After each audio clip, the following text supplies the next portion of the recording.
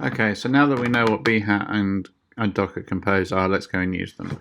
So if we swap back to my text editor, and if I add a Docker compose.yaml file, and I add my Docker compose.yaml, so it's using version 2 of the specification. There is a version 3, but for this example we're using 2. Then the services of the Behat and browser for browser extension, which we're going to use later in functional testing. The image that's going to base the container on is Wayne Intercart Behat, which we saw from earlier, and it's going to create a volume mount taking the root folder of our project, this one, and loading it into a volume mount inside the Docker container. The Docker container is like a small virtual machine that is running so that you can run, whatever services you want to run in those, but it's lighter weight than an actual VM, actual virtual machine. Then it's the ports that it's running on and the entry command that will run on the container when it first launches. I'm going to comment out the volumes and it will become clear why in a moment. So do that. Save that, swap to my terminal, and now I'm going to pull down that image that we have. So Docker compose and pull, and it's pulling Behat and it's pulling browser. So it'll go through that and make sure that it's got the most recent version. So as you can see, it's quite quick.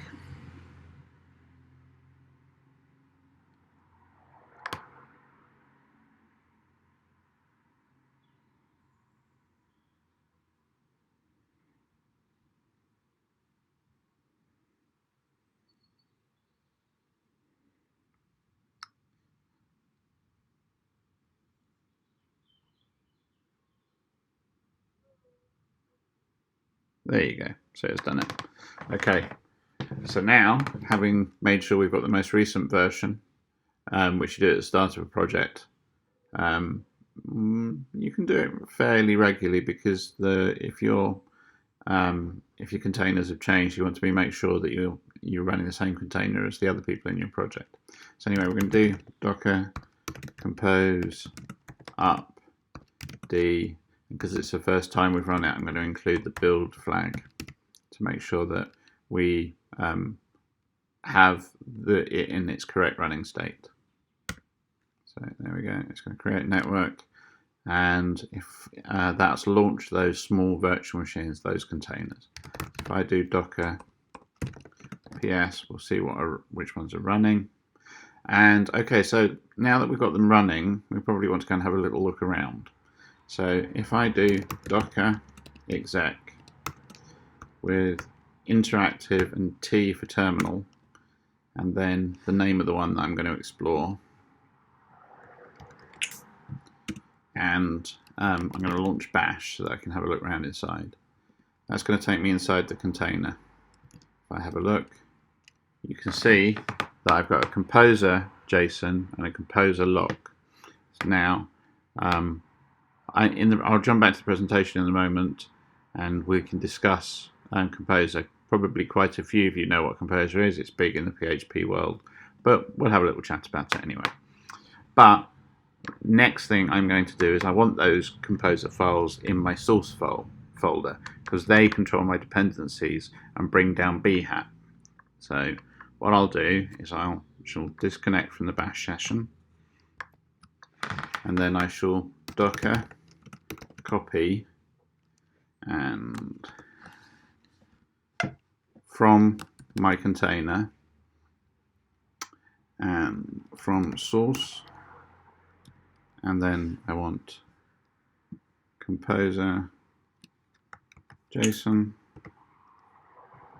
and I want to copy it into root, and I'll do the same for the lock file.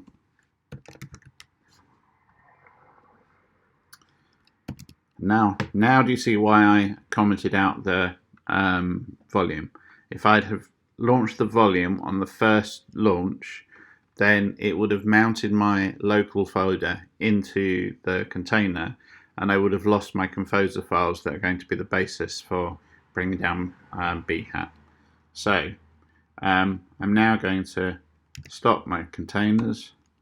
Well, yeah, the first time round, because I didn't have the volume mounted, I'm going to actually, because it's not much use to me anymore, I'm going to bring the whole system down. So rather than stopping it, I'm going to do Docker Compose down, which not only stops the containers, it also removes them.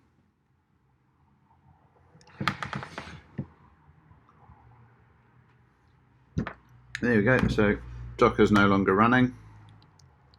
And if I swap back to my text editor, you'll see that I've now got two new files, Composer JSON and Composer lock.